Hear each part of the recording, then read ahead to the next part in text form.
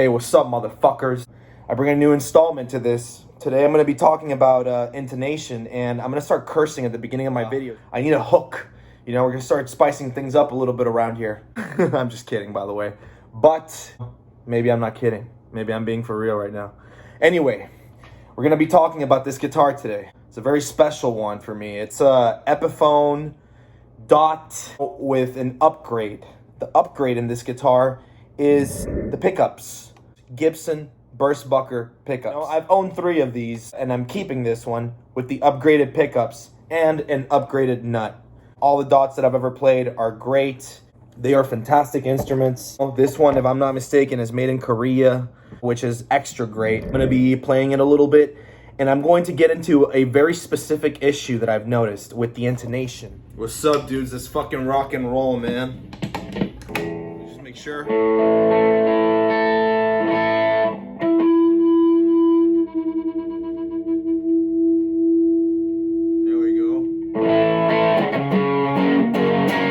Some Steely Dan shit.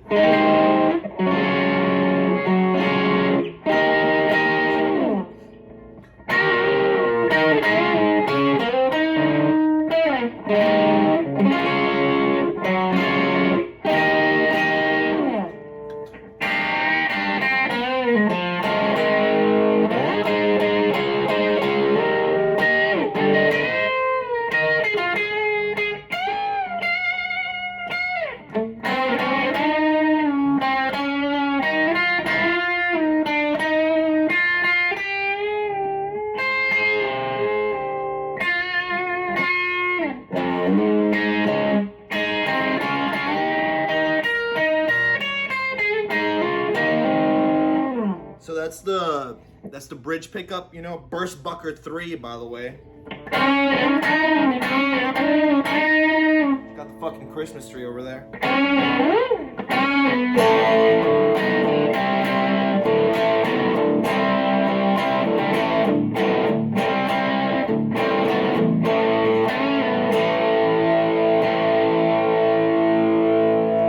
got a overdrive pedal going on. Let's check out that neck pickup, which is a Burstbucker 2.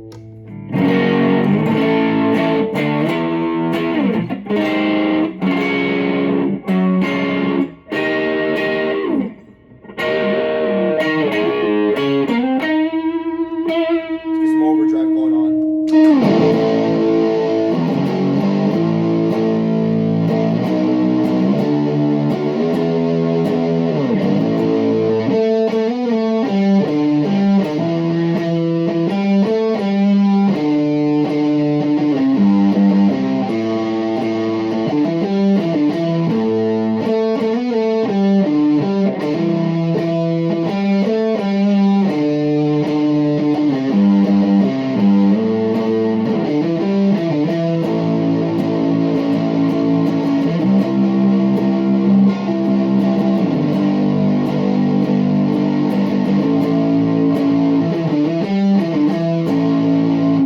To the bridge pickup. Just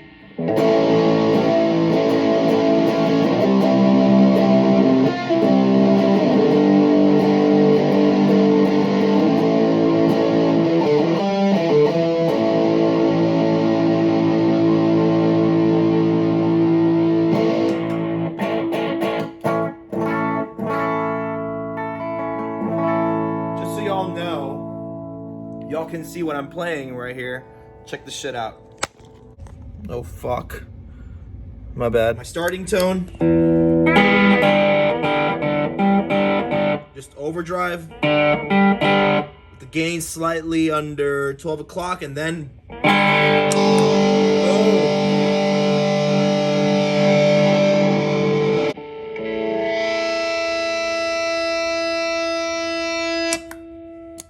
Intonation is something that I've been battling with my whole life. Those of you that don't know what that is, intonation is basically how well does the guitar stay in tune in itself as a whole. If you're playing a C chord, it sounds nice in tune if you play it there and you play it right here. And usually the way that you accomplish that, shit, I just bumped it, is by checking your 12th fret by playing the open harmonic and then fretting it and checking the intonation. So this guitar, the intonation is not perfect, and the weird thing, and I'm gonna demonstrate this to y'all, the weird thing is that it's not, even if I've maxed out the saddle, like on the A string, you can see this from up close, right here, the A string has been maxed out, and every time that I play it and I fret the 12th, it's still flat. It's still flat. So it's like I'm trying to intonate this bitch up and I can't because I've already maxed out the saddle and I need to shorten the string more, but I'm not allowed to. I'm not allowed. I just took the strap off that thing. Okay, so the A and the D, even though they're flat whenever you fret the 12th fret, look at that. They're maxed out. There's nothing that can be done here to remedy this problem, because they're pretty much maxed out, especially the A. Check that out. It's all the way up to the end. You can't go any further. So that's a problem. That's a problem. You can't go any further. I've already maxed out the A string. So what do? Is this a factory issue? Maybe it is. Could be. Is it a neck adjustment issue? Could be. But the neck is just fine. The neck feels good to me. I have it where I like it, the Truss-Rod adjustment. It's like very straight. The action feels great. Everything is feeling great on the guitar. So I don't want to alter those aspects of it. I guess I could alter it and make the action, like I could make it worse, the action, and less playable, and potentially fix that issue. But that's just not a compromise that I'm willing to do. I want to keep the playability the way it is right now. So how do you deal with this? Well, I'm going to tell you. You live with it. You basically accept the fact that you're not going to have perfect intonation, but the guitar still sounds perfect. The intonation sounds nearly perfect. Why? Because I made sure that all the strings are equally off whenever you fret on the 12th fret. Just a couple cents flat. I made sure that the guitar, as you go up the neck towards the 12th fret, everything gets just a little bit flat. You know, and it's equal. It's the equal amount of flatness. Look at the bridge right there. I've maxed out the E, basically. I've maxed out the B, almost. The G still has a little wiggle room, and the E still has a little wiggle room. But I've basically maxed out most of the string. And even though it's not perfect, it sounds like it's perfect. All right, dudes. Here's the problem with the intonation I was talking about. Check out the A string. Now I'm gonna fret it. Check that out. It's already maxed out. Check out the D now. Let's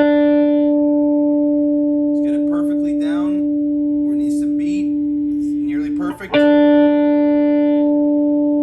good enough. Now check out fretted note.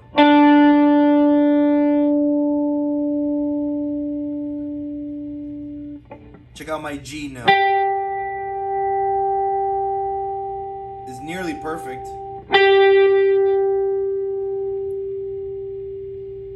So this is a very weird problem, but the guitar still sounds great because everything is equally out of tune. I mean, it's not very detectable by the human ear because it's just a couple cents off. It might bother those people who are intonation perfectionists out there. But you know what? It's just something that we learn to live with. There are other examples of guitar. Like, let me show you right here. Let me show you this shit. The nature of this is called the lightning bar bridge. Makes it to where there's a limited amount of adjustability. You have to compromise and find the sweet spot to get as close as possible. It's just the nature of the bridge. It's the way it is. Instruments that I own. It's a Fender Duosonic from 1965. And check out this bridge right here. It's the 3-saddle bridge that you find on old Telecasters. Like, naturally, this bridge system, so as you can see, intonation, the subject of intonation, and just the concept of it, it's really hard to achieve perfection. Yes, I admit it's bullshit that with a tunematic bridge, it's not perfect when it should be. It should be, if anything, with a tunematic bridge. You should, like, I've never had this problem with a Les Paul that have tunematic bridges.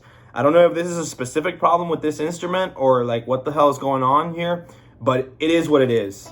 And I've learned to live with it. It sounds pretty fucking good. Sounds pretty good. I'm even unplugged because it's a semi-hollow body guitar. And then you play the C chord right here. That sounds pretty in tune. Check out an E chord. Open E. Bring it up here. That sounds pretty darn in tune. So that's how I did it. Even though I ran out of room for adjustability, I maxed out the saddle. I was able to get a pretty good fucking tone just by making that compromise, making everything equally out of tune. The A is slightly flat, then you make sure everything else is consistently flat. That's how you fix that problem. With a bass player, it'll sound great, you know, still. It'll sound amazing, honestly. Like, you might start running into problems if you start adding a bunch of guitar players to the mix. Say you have a bunch of guitar players and most of them are perfectly in tune, but you're slightly flat and you're playing chords up here. You're playing, like, you know, I don't know, like shit like that. I don't know. Like, if you're playing those chords, it might start to get a little bit out of tune, but check it out. It still sounds great. It's a C chord. And sounds pretty in tune to me, to my ear. Sounds great. So yeah, fantastic guitar. I freaking love it. I had a nut replacement with it. It feels great. The neck is pretty solid, you know, solid C-shaped neck. Pretty good toggle switch. Nice and good shit. Pretty awesome guitar in general. I just thought I would talk about that because hopefully I can help somebody who's been battling with their intonation. There might be people out there who are battling with it and they're struggling like really bad with it, and they can't, there's nothing they can do to get it perfectly. And just know, this is my message. In conclusion, I can tell you guys, it's not that big of a deal. As long as you can make it sound good to your ear, that's all that matters. And there's a couple tips and tricks. Whenever you fret down on the 12th fret, you have to make sure that you're doing it not too hard, not too soft. You're using the right amount of pressure. After you make an adjustment on intonation, make sure to wiggle your string, you know. Make sure you wiggle it so that the string can settle in after the adjustment you just made to like sort of like zero it out. That way you get a precise reading from the string. So every time you make an adjustment, make sure you wiggle your string around so that the string will sit in the saddle freshly and nicely. That's one of the secrets to intonation that I've learned playing over a decade of guitar and setting up instruments, you know, and battling with it. So just make sure that you keep that in mind. Anyway, hope you guys had a great day today. And I'm gonna peace out, but don't forget to like and subscribe, leave a comment, you know. If you guys have any questions or anything, make sure you leave it in the comment section below. And yeah, you guys have a great day. Peace out. Bye-bye.